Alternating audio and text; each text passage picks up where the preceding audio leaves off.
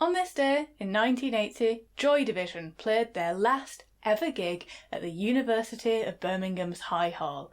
It was £1.50 in advance or £1.75 on the door, and they cancelled their following 3 gigs they had booked, but that was okay. They were about to embark upon their first tour of Canada and the USA, but alas, it was not meant to be. What was it that stopped this post-punk band in their prime? Well, it's hard to believe that the band had only formed 4 years earlier, in 1976, in Salford.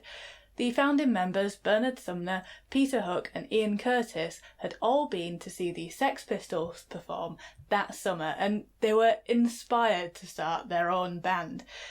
Initially performing under the name Warsaw, they became Joy Division in 1978, and they first appeared on television that same year. It wasn't until October 1979 that the band were actually able to quit their day jobs, and they embarked on a tour of Britain supporting the Buzzcocks. Unfortunately, lead singer Ian Curtis was struggling quite badly with his health.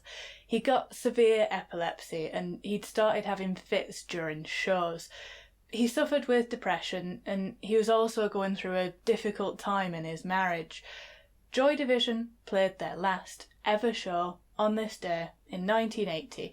They played the song Ceremony for the first time.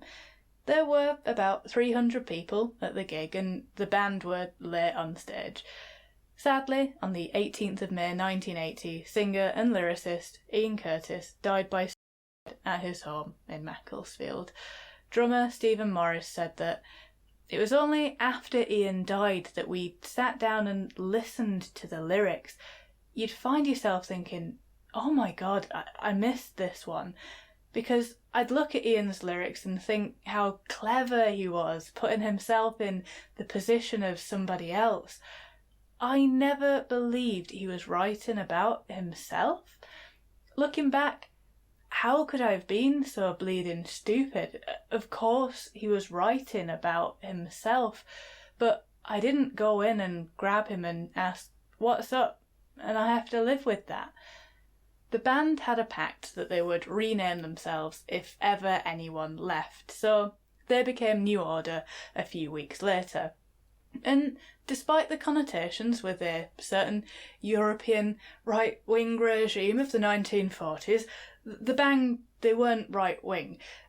While they knew that they were being a bit controversial with their initial band name, they didn't realise the second band name also had ties to a certain party that we cannot name on TikTok.